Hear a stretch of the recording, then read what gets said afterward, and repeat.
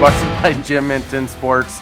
You have to excuse the laughing. Mike's a fucking idiot doing stupid shit right before the countdown goes. He likes to sit there and pretend to be sucking a dick, just so everyone knows what he does during his free time. I'm just trying to copy what Matt does on a daily basis. He puts that mic to work. That's why we got two guys on a mic. Yeah, he's 2 kids to feed, man, and a third in Mexico, so he's got to do what he's got to do, dude. Right, Matt? Yes, sir. So, anyways, all right. So today we got obviously we got some NFL news. We're gonna jump into some baseball as usual, but first we will jump into the NBA like we have been, and the season is now officially over because the Denver Nuggets have gone ahead and finished whooping that ass of Miami. Now Miami was winning today at halftime. I think they were up by 6. I think at half, and looking like they might have had a chance to steal another game in Denver, but I mean, I don't think it really would have mattered whether they won tonight. It doesn't. Denver was going to probably finish in Game 6, but most people predicted this series going 4, maybe 5 at the most, and that's exactly what it didn't go past 5. They just weren't good enough. That's all it is. You know, they hit their little hot streak during the East push, and then they met Denver, and Denver was just obviously the much better team. They had too much talent on that team for Miami to overcome in the end. And not only that, Miami did. It was the same thing. It was the same thing as the Western Conference semifinals with the Lakers and the Warriors. That went in Game 7. By the time it got to it, Lakers were already gassed. They got swept by the Nuggets. So Nuggets had all this time to rest, and Boston, they played 7 against Miami.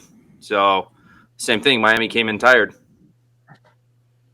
Yeah, I'm not gonna lie. I wasn't really into this NBA Finals. I don't know if you guys were, but I wasn't really into it. Kind of just because it was just David against Goliath. That's all it really came down to, and it just. Everyone knew the outcome of what it was going to be, and I hate that when you already pretty much know the outcome, because basketball is one of those sports where you can kind of predict like the better teams end up winning when they're that much better. You know, stuff like baseball, and I even feel like in hockey and other sports where the underdog team can win. You know, football is another great example of the underdog team always has that good chance of winning, but just in the NBA, I just don't feel like it has that. So, Matt, you can go. I know you have a lot of notes on. I don't even know if the Heat were favored in any game at all. Even the 2 games at home, I don't think the Heat were even favored. I'm looking right now, and Denver was favored by 3 and 3.5 in those 2 games that were in Miami. Well, all I gotta say is when the Heat are depending on Cody Zeller, you start Cody Zeller one game, like you're really scraping to the bottom of the barrel to try to get Jokic off his game. It's like you can't have Zeller putting on Jokic, and they try to put all kinds of different mismatches on Jokic. It didn't work. The guards for the Heat, Max Strus, whatever his name is, and Gabe Vincent, they didn't show up. They couldn't handle Caldwell Pope and Jamal Murray on the outside. It's just like today, I think it was Gabe Vincent. His plus minus was a -14. He had 6 points as a starter, like 6 points. Max Strus with 12. It's just one of 6 from 3-point. They weren't hitting their shots. All series they weren't hitting. I mean, they're Caldwell Pope and Jamal Murray were just hounding them on the outside while Jokic was doing his usual thing on the inside, and hitting his teammates that are open. I mean, that's what he does. What did he get today, Mike? He had a double-double today? Tyler Hero was available today, and they didn't even use him. He regular season. Yeah, but regular season, he was the Heat's second leading scorer throughout the regular season before he got hurt, before he broke his hand. Your back's against the wall. You got to play him and at least have a shot. Yeah, he's probably going to be rusty, but couldn't have done worse than the other guys. I don't think that he was ready. I mean, they would have put him in there if he was, but for you to miss majority of, I think he missed all the playoffs, right? End of the season too. Yeah. So it's just, I don't think he was ready. They would have threw him in there if he was, but like you said, it was April 16th. It was first round of the playoffs when he broke his hand. Yeah. So all in all, it's a good series, man. Aaron Gordon showed up. He was dominating. The first, I think it was game 4. He came out and he had like 29 points or something like that. Jamal Murray did his thing. Jokic, he's MVP. So I mean, it was a better team. Like Scott said, the better team wins out in NBA, and they had the overall talent. The Nuggets did. Yeah. What Jokic have? 2 triple-doubles in this series? Yeah, 2 triple-doubles. He averaged a triple-double in these playoffs. Yeah, and Miami didn't shoot very well. I think it was game 3 or game 4. They shot under 40% from field goals. It was game 4, and I think Denver was above 50. I mean, yeah, I'm gonna tell you right here. You can't do that. You can't have it all. It's a guaranteed loss. The 2 guards, game 4. This is Gabe Vincent and Max Strus, whatever his name is. I keep mispronouncing his name. They had 2 points. Did Gabe Vincent 1 of 6 field goals, 16% from the field, 0 for 4 3-points, -21 plus minus. Max Strus 0 points, 0 for 4 from the field, 0 for 3 from the 3 points, 4 rebounds, 5 assists. They combined for a total of 2 points for the game. Yeah, and that was game 4, correct? Yeah, that was game 4. Yeah. You can't have your guards doing that. Your 2 starting guards, it's just there's no way you're going to win. Absolutely no way. Yeah, and the only game that they won was basically because of their bench. Their bench just shot ridiculous and Duncan Robinson and kept them in the game. But after that, it didn't really matter. And Denver went back to having a deeper bench. Did you notice that after game 2? Game 2, they only did an 8-man rotation. Yep, they did an 8-man rotation. Game 2, after that, they opened up the bench a little bit more. So I don't know if that helped. Maybe they started playing mismatches a little bit more in the last 3 games. But whatever it was, Denver made the adjustments. Miami, I don't even know if Miami could have really even made the adjustments. Like I said, it was just a way better team. Denver's just the way better team. They have the superstar. Yeah, and they have the superstar. You know what I mean? Mm-hmm. So it's just I don't know. It was one of those game 3 was finals. Game 3 was a dominant game. I mean, you had Jokic and Murray both had triple-doubles. Jokic with a monster 30-20-10 triple-double. I think it was the first time it ever happened in the finals. Yeah, and it was the second time he'd done it these playoffs. First one. Yeah. No, he's a bad man. That shit. And Mike brought it up. At that, yeah. So you had the 2 guys with triple doubles, and then you still had Gordon with a double double. Yeah, you're not going to lose a game when you have guys going off like that. For comparison, you had 1 player on Miami that game that had a double double. Yeah, I think anybody who ever came out the East, I don't think they were going to take out Denver. Denver's just Denver was too strong. This is their year. Way too strong. Yeah. Yeah, good for them. So, but I don't know. You guys ready to move on? Are you? Yeah, before I add on next year, I think Mike was saying Denver's ready the favorite to win it all. Yeah, Denver's a plus 495 right now already for next year's championship. See, I hate that. I'm sorry, plus NBA has so 475. many moving parts. NBA has so many moving parts during the offseason, and you still have the draft and all this stuff. I don't understand how you can say that. What if another team went and stacked up? You know what I mean? So I think doing that favor, even doing that it's ridiculous. You don't know what's going to happen in the offseason. Yeah, you're going to have a lot of there's always surprises. Watch out for the Kings. What? Yeah. No. What? Yeah. They're young. Like we talked, in the first round, they're young and they gave Golden State, a team full of veterans in the playoffs, knows how to get things done. When it comes down time to that, it's just I think next year Kings will definitely. I think I could see them if everything plays out. They could probably be seeing possibly Denver in the finals in the conference finals. So we'll see how that plays out. But with that said, when news breaks out over the offseason, we'll jump back into NBA. But for now, I think we're pretty much done with NBA for this year. Again, congratulations to the Denver Nuggets. Much well-deserved championship for them. So last week we had to skip over NFL because we got so deep into baseball. So we want to go ahead and dig into some news here with the NFL. So I actually want to start with Barkley. Reports coming out that Barkley might be sitting this year. Now, I don't think it's the best move. We've seen some guys sit out, and it hasn't worked out in their favor. I think no matter what, I think he played. Like, I understand the franchise tag is a very delicate thing. I know a lot of players don't like to play on it. There's nothing guaranteed in that contract. You get hurt, kind of do get screwed. And I think the NFL is going to need to look a little bit more into the franchise tag as far as making sure players are covered based off of injury or anything like that. What are your guys' thoughts? You guys think Barkley's going to sit out? You think it happens? No, hell no. He's don't gonna, fucking he's talk gonna on what. Jesus Christ! No, hey, what the hell? Man. Hey, that's your lag. Matt was talking right away. That was your lag before it hits on your side. Yeah. No, I don't see. I don't think so. I don't see him holding out, man. What is he? He's 26. I mean, he's gonna hold out last second. He ain't trying to pay those fines. Once you get into training camp, those fines they start stacking up, and it's unlikely that he does not show up. And I think it's just a player organization. You're trying to say, oh, I could hold out this season. I could see myself holding out, but at the end of the day, it's just I don't think it's possible.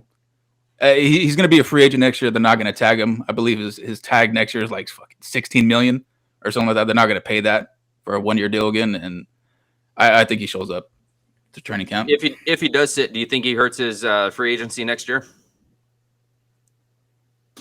No, I don't think so. Everybody knows why he's doing it. I mean, he's looking for that contract, and I don't blame the guy, but I think he's going to be there when it's all said and done. You don't blame him, but then again, what about? Do you see New York's side of it? They didn't give him the contract. They opted to give Daniel Jones the contract instead. Daniel Jones has been healthy. Saquon's coming off that injury. This was he had one full season under his belt since the injury. You think there's still a little skepticism on the side of the Giants? Oh, for sure. Yeah, I mean, they don't want to dish out that kind of money to a running back, man. That's why they re-signed Daniel Jones over Saquon. They're not trying to pay that premium for running backs. Where what is a running back's time or lifetime in the NFL? At 28, you start dwindling. Most of the time, it looks like 28 and a half. So he's at 26. He's had the ACL, but I mean, hopefully that's past him and he can move on. But I say the guy has maybe 2-3 year elite years left. Maybe by the time he's 29, he might just start, dwindling down on his talents just a little. Well, they would need to get some other offensive weapons too, so that he's not necessarily so much as the focal point. That would help prolong him too. Well, they added Waller this offseason, so. Yeah, it's just something about that age. It doesn't matter your usage or anything like that. It just seems like once you hit about 29, 30 as a running back, your body just I don't know if it deteriorates. You start losing the step at that age. And it's so weird because like baseball, if you go into like your 29, 30th year, like you're going into your prime. It is, a quarterback going into their prime, wide receiver, you can still be considered, very much in the prime, but running backs prime pretty much you have from like your rookie year, most guys are drafted around their 21 age. So like if you can get 6-7 years from a running back, you did good. And this is what Barkley. If you're first round pick as a running back, you're going to get 5 years on your rookie contract. They're not going to give you another long term. They might give you 4 years after that, and then they're going to toss you. I mean, running backs. A lot of it's because they take a pounding. The only person I know of that can still take a pounding in the 30s is Matt. Still going. Still going. Hey, I keep getting that franchise tag. I signed that shit. Oh my! Oh, the man, if I can. I was like waiting for him to throw an NFL player's name, man. He just talks about your booty hole, dude. Well, I'm over here fucking trying to look at some stats, fucker. Oh man! And once you talk about the inches you take, how about that stat? Yeah. So anyway, that's something that we're going to keep up on is the Barkley situation. We'll keep everyone up to date. So Cook released from the Vikings. We were going to talk about that last week. We were going to talk about. I think it was the day. I think we recorded the podcast the day before he was cut. We were going to discuss about him possibly being cut, where he was going to go. What are you guys thinking? I mean, you guys think Matt? You were saying probably the Dolphins are going to be the front runner. You still think that? I still do. I don't believe in what Jeff Wilson and Mostert over there. That timeshare didn't work out last year. I think Mostert's at 31, 32 years old. And he's injured. They drafted Devin He's just Achane. injury prone, man. They've both been injury prone.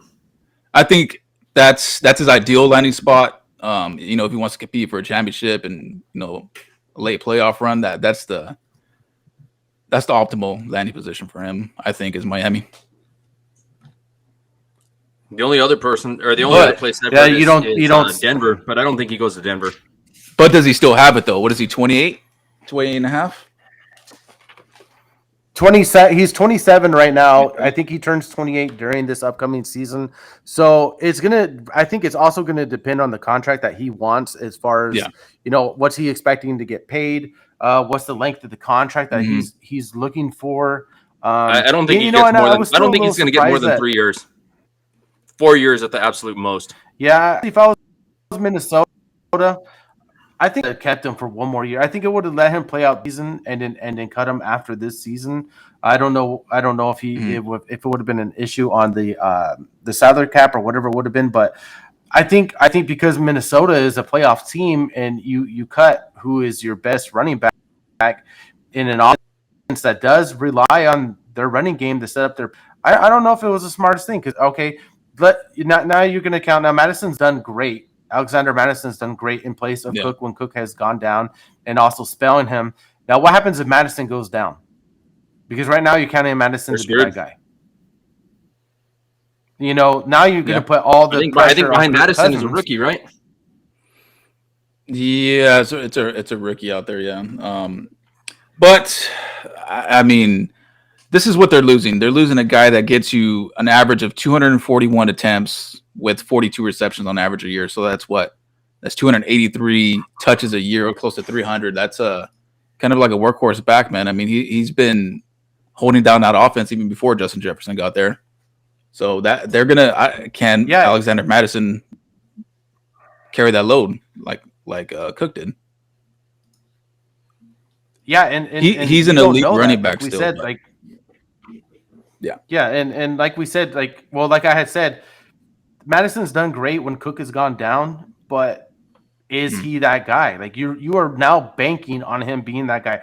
What if he isn't that guy? What if he does great for because think about it. How many games in a row is the most that he started? I think it's been 4 games, right? Is the most starts in a row that he's had. Yeah. So what happens when we get into like the deeper part of the season? Week 8, week 9, week 10, and your body is starting to take that tear. Can he handle that? What if he goes down like week 12 or 13? Yeah, what if he goes down week 12 or 13? Then you're trying to make that playoff push, and you lose your starting running back because you don't know if he can use him.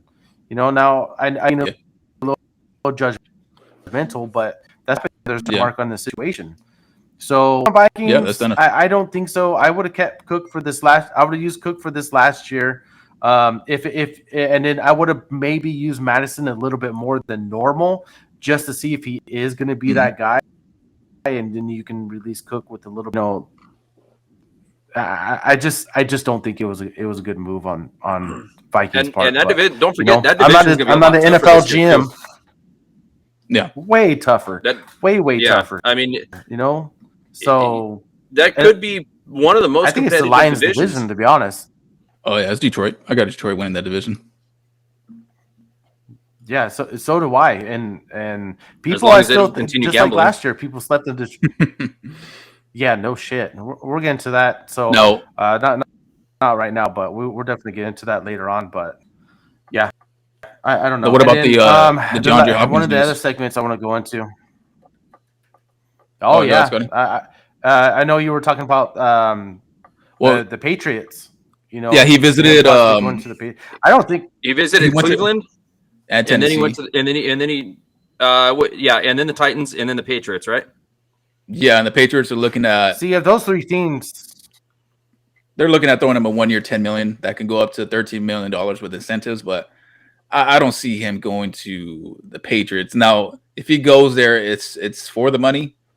I figured at this age for Hopkins, he would want to be on a team that can get him to that Super Bowl that he's been looking for, Which none of those teams are going to get him there. No.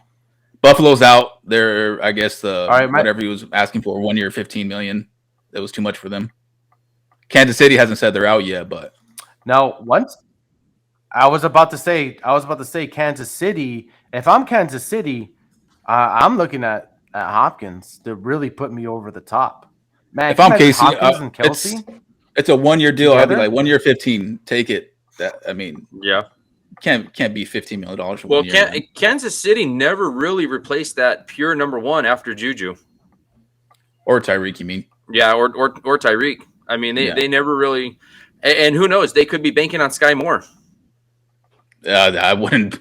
I wouldn't put much in that bank. I don't think. I know you cannot. You can't. You can't. But bank on him. So Andy Reid. Andy Reid is a smart coach. He knows how to utilize his guys. He's a mastermind on the offense. Yeah. Yeah. Yeah, but if you have no one to take any pressure off of Kelsey, can you just completely double the all day long and force these, like, basically you have a bunch of 2s and 3s at your wide receiver. Now, I mean, you can't really. But then the problem is that you can't really count Kansas City out no matter what. Yeah, no, they do. I mean, they have a great, the backfield, but yeah, we'll see where Hopkins goes. But I don't think Patriots is a good landing spot. Tennessee would be good because they do need a number one, but I think Tennessee is on the downtrend as far as where they're going to be going this next. For sure they are, and they won't win. Tennessee won't win that division. That's the Jaguars division, hands down. There's not going to be any competition. Yeah. So we'll see. But if I'm Kansas City, I'm probably calling Hopkins. I may not 15. I might go into the middle. I might go like a 13.5, 12, maybe throw in some bonuses. Yeah. 12, 13, be like, hey, you want a chance at a Super Bowl? Take a little less money, come over here, play with the best quarterback in the NFL, and an offense that is just gonna put up numbers no matter what. If I'm Hopkins, I would take that in a heartbeat, even on a 1 year deal. So yeah, that's it. And then the last bit of news I kind of want to touch on, Jimmy Garoppolo. Now, the Vegas is having to restructure his contract because apparently his everything's not going very well. Which doesn't surprise me. Me and Mike are me and Mike are San Francisco 49er fans, and we've had to watch Jimmy Garoppolo let the 49ers down year in, year out. Now, when Garoppolo's on the field, I think now he's not like an elite quarterback, but he's good enough to get the job done. He's going to help you win some games. He's very well respected in locker rooms. Players love him. I think he's just a good guy to have on your team overall. He brings that it. But the problem is, I was questioning why Vegas even signed him to a multi-year deal in the first place, because you guys are kind of like in that gray area where you guys need a young quarterback and you need to build around that young quarterback. And I don't think Jimmy Garoppolo was not that guy. I think they viewed him as a bridge quarterback. That guy. Yeah, but a bridge to what? You're bringing a guy who when he's on the field has proven that he wins games. So what happens if they keep? What if Garoppolo plays right and Vegas goes like 8-9, 9-8, stays in that middle factor, and you're picking at like 15, 14, 15, 16. You're not going to get you're not going to get shit. Franchise quarterback picking at 14, 15. So now you're going to have to give up a bunch of first round picks to go and get that quarterback, right? While you're sitting there and do you see the Raiders being around 500? I hope they have a 500 roster. They have a 500. Yeah, we got a 500 roster. 8 and 9. I think they have a 500 roster because they have a good. I think they have a good enough offense to put up the points. That obviously that defense is all. It doesn't matter who. It almost doesn't seem to matter who plays defense on the Raiders. You guys just can't. Well, they still don't have a running back because Josh Jacobs hasn't signed either. Yeah, he's not under contract. I think he might hold out. Here's my problem with that. Josh Jacobs has not been that great. Had one great year last year. I hate these guys who are mediocre, right? And if they want to ball out and be like, well, why am I gonna sit there and fork out a 4 or 5 year deal for top money when 75% of the time you were mediocre? You know, all of a sudden you want to have that average out their production over the previous years and pay them based on what their average production was. And that's exactly. And then if they want to have if they want to have a couple years where they go off, then you throw bonuses at them. Yep, I would be a bigger fan of the NFL if a lot more of this stuff was based off of stats than it is so much name or like a 1 year thing. You know what I mean? So, but we're getting off subject. Anyways, with Garoppolo, right now, if the Raiders now decide to cut Garoppolo, they don't owe him any money. He's gonna probably go somewhere, and he could possibly get back up. They're smart though. I think it was originally the starter. He had an $11.25 million signing bonus. It was converted to his base salary, so. It's smart, so that I think we have until I want to say it's like training camp to cut him if we want to without having to pay any penalty on it. So it's smart by us. You think it happens? Knowing the Raiders, I don't think they do it. I don't think they do it. I would. Do you think they keep him no matter what? Okay, what week does he get hurt? How about that? What's the over on under him being hurt before week 5? He goes down. Adam starts talking in the news. I know he didn't want. Adams already talking in the news. Jimmy G is not a quarterback for Adams. Jimmy G is not a throw a deep guy. He's not very accurate deep. Seen in the Super Bowl too many times. Maybe it's the clutch moments. I don't know what it is, but they're gonna have to use Adams. Derek Carr was a lot better deep thrower than Jimmy G, from what I can see. Carr wasn't an accurate. Oh yeah, like across the field guy. But if you're gonna throw it deep, he can throw it deep. He can get it there. Jimmy G is more the slant for that Kyle Shanahan system. Get the ball out your hands quick. And it's just, I don't know if that fits Josh McDaniel's system. Yeah. I don't know. We'll see. I'm going to throw this out there. Here's something to think about. Brock Purdy comes back. He holds the starting job. No. Hold on. Hear me out. You guys need a quarterback that can throw the ball deep. I do not want They ship Trey Lance over to the Raiders. No. I'll take my chances in the 24 draft. Now, okay, what if Brock sits out the first month of the season and Trey Lance balls out the first 4 weeks? Proves like, okay, like I'm ready for the NFL. And Niners decide to go ahead and trade him while they can. And he looks like he's going to be a good quarterback. Trade who? Trey Lance or trade Purdy? If Lance, you're going to trade Lance. Look, they've already said if Trey Lance comes out and lights out the world on fire, I roll with Trey Lance. He has the higher upside based off both of them. I don't know. I don't know. Brock Purdy just reminds me too much. Yeah, come on. That's today's NFL. Brock Purdy's arm is subpar. It's like Jimmy G. I don't know. I mean, he had a great year. Don't get me wrong. Being Mr. Irrelevant, coming out doing that. What is he, undefeated, right? In the regular season? Yeah. I think he was. Yeah, I mean, the guy came out, had a great year. He was. He didn't lose. If Trey Lance comes out, lights the world on fire, Trey Lance should not lose that job. Yeah, I mean, I don't know. To me, Trey Lance is the guy that's going to get you to that next level. Brock Purdy is not going to get you to any level besides what Jimmy G did. And Jimmy G was a great quarterback. He got you guys there, but how long can that defense stay like that? I mean, you guys have had a great defense, but I don't know. Well, you've said for a long time that it's our it's your quarterback. It's our team. It's your team carries that quarterback's position. You said you only need a mediocre quarterback on that team. And Jimmy G's not. I don't think he's even mediocre. But he's barely cutting average below. Like, I don't know. I don't even know if I would call him average. Who do you? Okay, you have Carr. Hey, you have to choose from Carr and Jimmy G. Who you pick? I'll go Carr. Just risk it. I would just go Carr. I don't. I've never been a Jimmy G fan. I don't know why. It's just my opinion.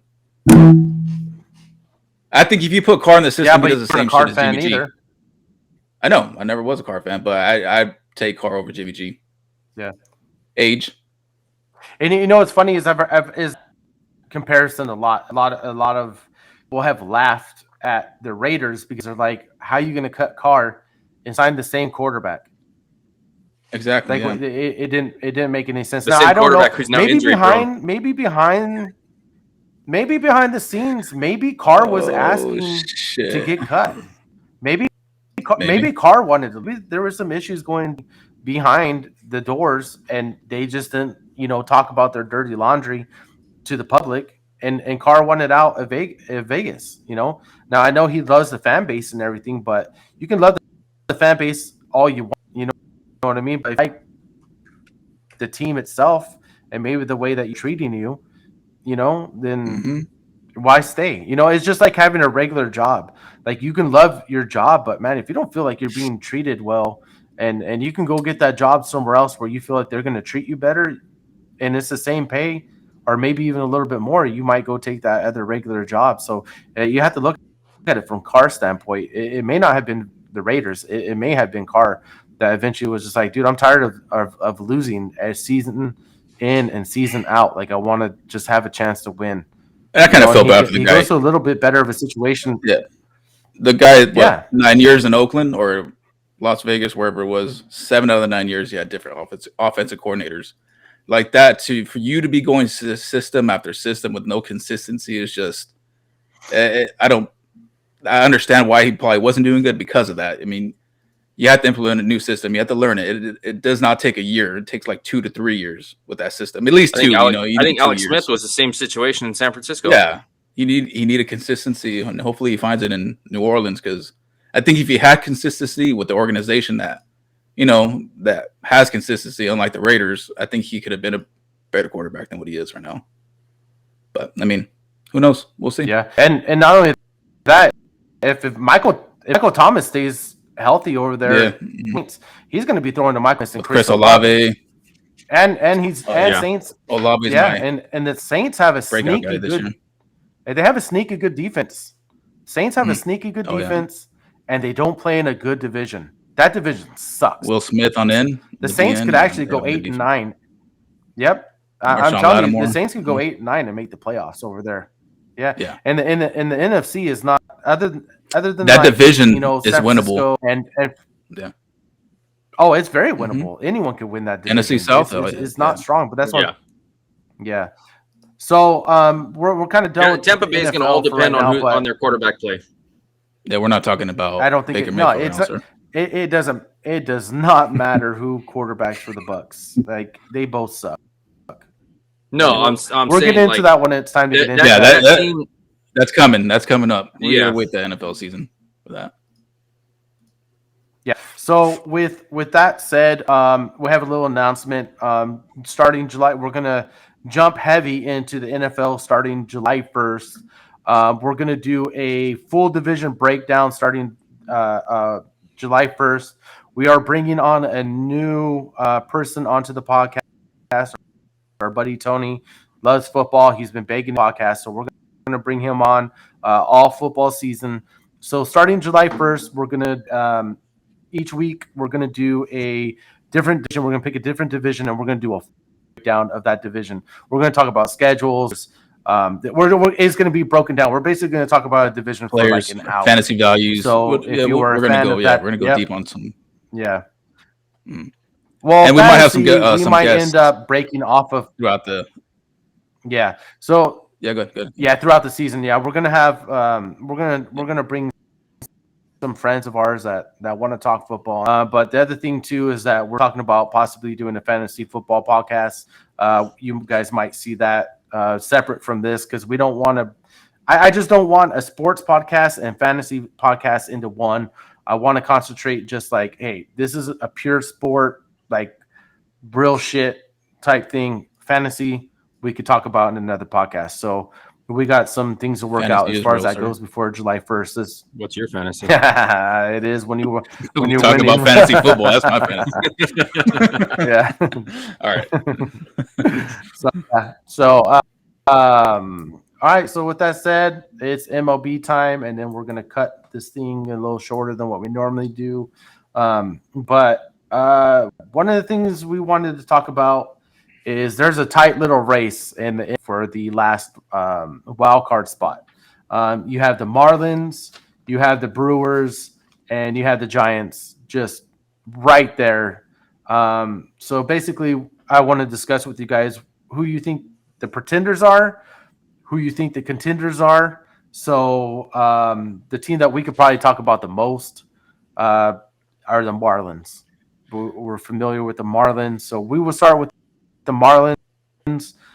Matt, contenders as far as making the playoffs. I'm gonna have to go pretenders, man. I mean, I didn't see this season from the Marlins coming to this point. What are we more than a quarter of the way through the season? I didn't see this, but I have to say pretenders. I mean, I believe the last like a third. Okay. Yeah, somewhere around there. Yeah, we're about 60, roughly 67 games in. I know what they're 37-29, and Mike can throw all the stats out there and all that stuff, but 37. What I see, okay, so also they lost today, okay, but from what I've seen against elite competition or the elite teams, in the NOAL, they don't. I mean, they're a young team, but they're beating up on the schedule who they're supposed to beat up on, which is that lower end teams. I think they beat the Royals, right? They swept them, or either swept them or took the series. And I have to say pretenders, man. I don't see it. Sandy Alcantara, he's a great pitcher, but everything on offense, I believe they're about 17-6 in one-run games. He is having a bad year, and they're still doing it without him. So yeah, I'm saying pretenders. That one-run game stuff worries me. Yeah. I mean, can you consistently keep up that one-run winning streak or winning record all throughout the year? And I think that's just a sticky stat. It's sticking now. What if it doesn't stick 20, 30 games from now? So I say pretender. Out for the Vikings last year in the football. Matt, or Mike, what do you think? Yeah. It's tough. I'm actually going to go opposite of Matt. I'm going to say that they're contenders.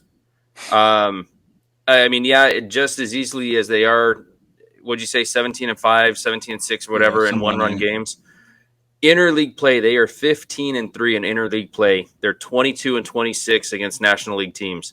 You actually have more interleague games than you do against your own league. You have 86 interleague games. You have 76 intraleague games against your own league. So that's a big difference. And if they continue to beat up on the AL teams like that, they're gonna have a good record, and that record will be good enough to get them into the at least a wild card, 5 or 6 spot. Yeah, it could be. And you guys have injury. You were talking about pitching injury, and then you also still have Jazz Chisholm that's out. But yeah, now are they going to continue hitting like that? Yeah. Arias, whatever his name is, yeah, he's fallen off. He's cooled off a little bit this last week. I think his batting average dropped 10 points this week. Yeah, but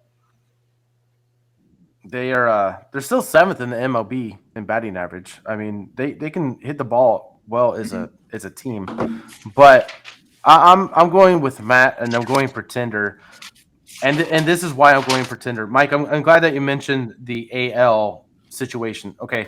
So their last 5 series, now they started with Seattle today, who they lost to. Okay, now this is their last 5 series. They played the Angels, the Padres, and here it goes: the A's, the Royals, and the White Sox.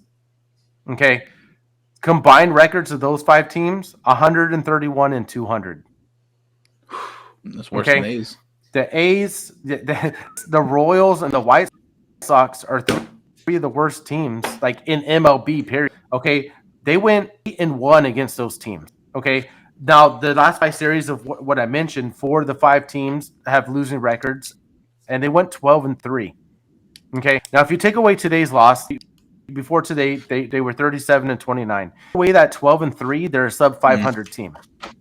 Okay, so I do think that they are I think that what their schedule has shown. Now we'll see what happens when they start playing, some of the tougher AL teams. But granted, though, they did take care of business, though. Yeah, Braves didn't. They did beat Braves. Yeah, now they did beat the Angels 3-0, and that is the only winning team out of that. But here's why I think that they're pretenders. It's not that I don't think that the Marlins are good or anything. I think now the Phillies are starting to creep up. They're still getting back to 500. They're starting to play better ball. I think Phillies are going to surpass them in the second half. Phillies are going to get it together. They're going to surpass them. The Mets, I would love to say the Mets are going to get it together, but now that they've lost Pete Alonso for a while, people are wanting Buck Scholl, to be fired. Throw it again. I just don't think that team's very confident. Huh? Yeah, throw it again. Throw it again. Throw it again. Yeah, throw it again. Oh my God, I wish I would have been at that game. Oh my gosh. But anyways, yeah, it's just I don't see the Marlins upholding that. And the two teams that I think have a chance to really turn it on in the second half are the Padres, because I just don't see the offense just staying down the way it is. Are the Padres and the Phillies. They're 3 games under 500 right now. That's amazing, man. Well, shocking. Here's another thing. That the Marlins are also like a negative. I think it's negative 20 run differential. Negative 27. You can't outscore, bro. And I don't understand. It don't make sense. That's not. And on top of that, it's not their ERA that's doing it. They're 15th. They're a middle of the pack ERA team. Mm-hmm. Okay. Okay. So they're 7th in ML, but they're 22nd in home runs, 25th in runs scored, but they don't strike out too much. All right, they're the 10th best team as far as not striking out. So not bad, and they will steal some bases. They're 11th in the MLB in stolen bases. So, but it's the home runs and the runs. Yeah, right now we're more in a modern era where home runs are a little bit more important because other teams can hit those home runs. So you could be winning 2-0 and doing everything you need to do, and a power team comes up and hits a 3-run bomb in the 7th, 8th inning, and now you're losing. You know what I mean? So you do get that power. So I would also wonder. I wonder if the Marlins are going to make a trade at the deadline. But so as far as that goes, me and Matt, we got them as pretenders. Mike, you got them as making the playoffs. So we're going to go ahead and I'll keep track of this and we'll review this at the end of the year. The next team we want to talk about. Here, hold on. Get back to just because you brought them up real quick. Hold on. You brought up San Diego real quick. San Diego in 1-run games is 4-12. You see, they're the opposite in the Marlins. Yeah. The Marlins are what? Aren't they the best team in 1-run games? Yeah, they are number 1. Like I said, it's a sticky stat. I mean, San Diego all of a sudden starts winning those games, like the next 4, 5, 6 games in a row in that 1-1 situation. Now they're starting to creep up in those standings. I mean, it could happen. Yep. So the next team, we had the Brewers here at 34 and 32. Mike, I'm going to start with you. What do you think? The Brewers, contenders, pretenders? I'm gonna say pretenders. Cincinnati, I think, Pittsburgh has cooled off quite a bit from the very beginning of the season. Cincinnati calling up Ellie De La Cruz, I think he's just going to provide a spark for that team. Don't forget about Matt McClain that called up a month before. Yeah, for Cincinnati, do that. He's batting like 336, right? He's playing great defense at shortstop. He's got a few stolen bases. I think he started the spark in Cincinnati, but I agree with you. Watch out for the Reds. Perhaps it could happen in a division that no one seems to want to really take control over. Nobody's run away with that division. And earlier this week, at one point between our last podcast and this one, I'm sorry, it was the AL Central. I was thinking of. I was going to say where every team was under 500. Yeah. Okay, so Matt, continue on the what you got on the Brewers. Man, I'm torn, man. Every year they seem to sneak into the playoffs. That was the past like 2-3 years they make it. But I'm gonna have to say pretender, man. I just don't see it, man. Yelich isn't the same guy as he once was. All that stuff with the suspensions and injuries and shit. I mean, I don't know. Do they have the pitching staff to do it? I don't think so. What do they? Let me see. No, I mean they're 13th in, I don't see ERA. it. Yeah, 13th. They're a little bit better than they're middle of the they're pack. a little bit better than But can that offense come around? I mean, William Contreras. I mean, after that trade from Atlanta, he's just floating around water. But I don't see that as a team that's going to be contending for a wild card spot. I think after the All-Star break, we'll see how they are. But for me, no, I don't see it. There's a lot more teams in the NL. I think that can have more potential to take that. And they're 10-4 in one-run games. They're also 4-1 in extra innings. Yeah. Yeah. So Matt, you got pretender as well with the Brewers. Yeah. Pretender. Yeah, pretending. Yeah. So I don't see it. I'm going pretenders as well. One of the things you guys didn't mention, they just got swept by the A's. When you get I haven't seen that. Yeah. By the worst team and not they have negative 21 run differential. Again, I don't know how you can have such a big run differential and still have, over 500, win-loss record. But they are 27th in batting average in the MLB. Okay, you can't. You're not going to compete like that. I think Kristen Yelich is batting like something like 267, leading the team in batting average as far as players that are eligible for that 258 right now. Leaders is 260. Yeah, you see, and he's leading their team in batting average. It's not going to work out. Now, no. Another thing, they're the fifth. They strike out the fifth most times in MLB. They're the fifth most strikeout. Not only do you not put the ball, not only do you have a crap average, you also don't put play. They're 25th in runs. Like their ERA is 13th overall, so it's not even one. So everything points to the Brewers bottom of the league, being a pretender and eventually lose. Yeah, yep. Now I think the other thing too is because they play in such a weak division too that they're going to get a few easy wins down the road. Although, like we said, I don't. Now the Reds at the beginning of the year were a little bit easier of a win. I don't think that's going to continue. Now you do play your division less this year than what you do other years. I just don't see those stats holding up. I wouldn't be surprised if by the end of the year they were 10 to 12 games under 500 by the end of the year. So, but all three of us are in agreement. We got the Brewers. So the Brewers are out. Okay, because we do have room for two of these teams to make the playoffs. Now we got one team that has been a little sneaky. They've managed to win. And I think it's going to be more based off of because of their pitching has been better than what I think people thought it was going to be, and that's the San Francisco Giants. Alex Cobb and Logan Webb have pitched great this year. They looked really good. But their problem is that, number one, they strike out a lot. They have the second most. They strike out the second most in MLB, and they're 27th in stolen bases.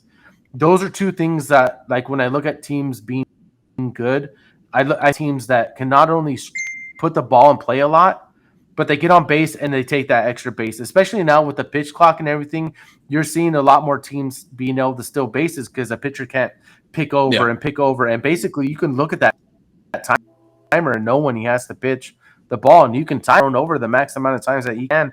You can use that pitch clock to your advantage and steal bases. But the problem is that the Giants don't have a lot of speed. Now they're pretty decent in other categories.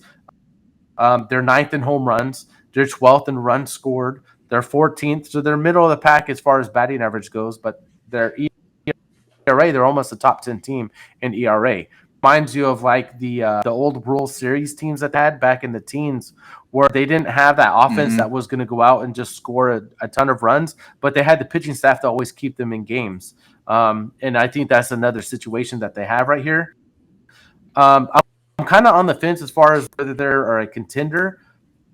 The only reason I'm gonna say pretender, and the only reason I say that is because Arizona has really stepped up to be a monster this year. They're actually leading the division. Mm-hmm. You still have the Dodgers to deal with, and you have San Diego that could end up being a better second half team. Phillies are turning it around. You're gonna have to compete with them, and you're still behind the Marlins as far as that goes. If the Marlins keep pace as Mm-hmm. far as what they're doing, but And you have the the Giants Dodgers. could be a surprising team. Because technically the Dodgers are a wild card yeah. team right now. They are surprising right now. I didn't see this Yeah. coming this early. Did not see this coming this early. And Yeah, I think like I'm about to go with Scott. They're very Pretenders for right now. surprising team. Yeah, they're pretenders for now. Like Scott said, all those teams in front of them, they're gonna have to keep this up. But I mean, what are they? Yeah, 34-32. They're 2 games above 500. I mean, they're in a good little spot. Of the 3 teams we talked about, they're the only one that have a positive run differential. They're plus 16. But that plays nowadays, like you're telling us that stat, Scott, right? They have the ninth most home runs in majors, but their strikeout rate's high. That just reminds me of the Braves. That's what the Braves do. They strike out a lot, but they're gonna hit a shit ton of home runs. That's how we get a lot of them are solo. Well, yeah, exactly. Well, the one thing about the Braves though is their strikeouts are high because of Matt Olson and Austin Riley. You know what I mean? Matt Olson right now leads the MLB in strikeouts. He has the most strikeouts in the MLB. So obviously, and then not only I want to say Austin Riley is top 8 in strikeouts as well. So when you 2 guys in the top 8, you're automatically as a team gonna be in that bottom half. You know what I mean? Yeah. But it's a lot of the other guys put the ball in play. So, but yeah, the Braves will be always kind of high just based off of those 2 guys. They're always guys that just strike out a lot. But back to the Giants, like this is a shocker, man. I didn't see this. I was talking to CP. I was like, hey, your team's gonna finish bottom of the NL and they're gonna do nothing. And I mean, sure enough, 2 games over 500. I mean, it looked good, dude. They just been flying under the radar. Yeah, under the radar. And they could have reinforcements coming. What's that Luis Matos guy in AAA for the River Cats? Yeah. Luis Matos. So they have a few guys in the minors. You have Miami as pretenders, you have Milwaukee as pretenders, and you have San Francisco as pretenders. So you're going to have because I believe No, I know. So what I'm saying is you're going to have are the Padres. Okay. Who's the third team? Because you're going to have either the Dodgers or the Diamondbacks are going to win the West. The other one of them will be one of the wild card teams. You're saying San Diego and Philadelphia are the other 2? Yes, I believe the Padres come back and have a better half because they don't have much. They don't have to look how bad they've done compared to what they were supposed to do, and they're not that far out of the wild card. If that offense turns around in the second half, they're 2.5 out of the wild card right now.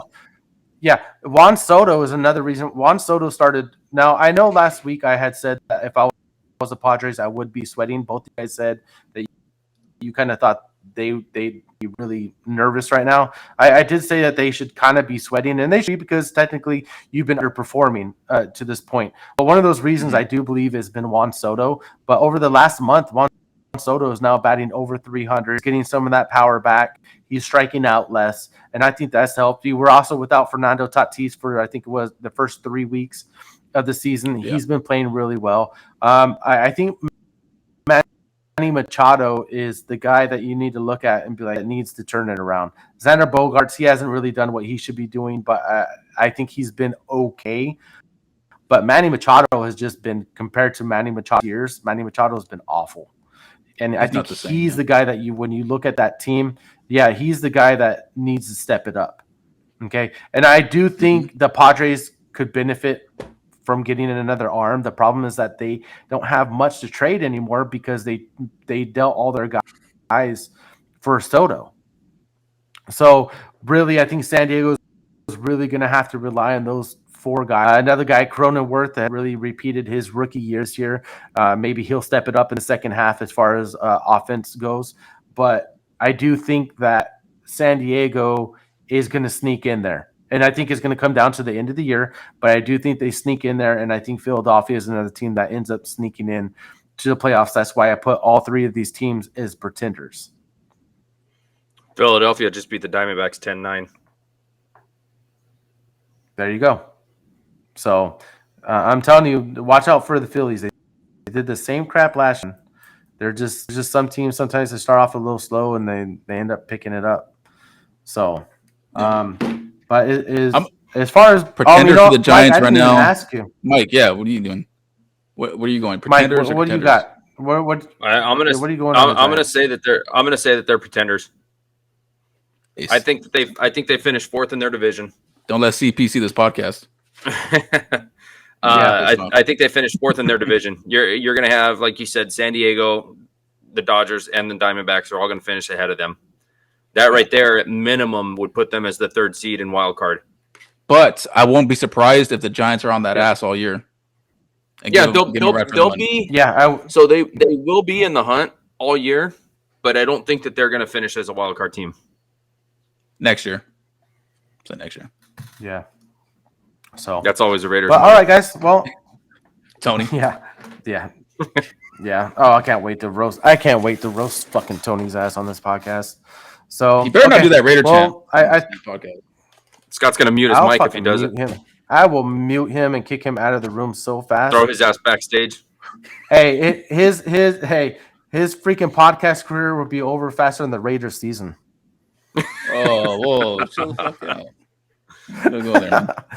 All right, so Matt, you're in control of this thing, so I'll take us out. You in the stream, but with that said, Thank you for everyone for viewing in, listening to our little shindig here we got going on, and we'll keep everyone up to date as far as if we're gonna decide to go off and do a fantasy podcast as well.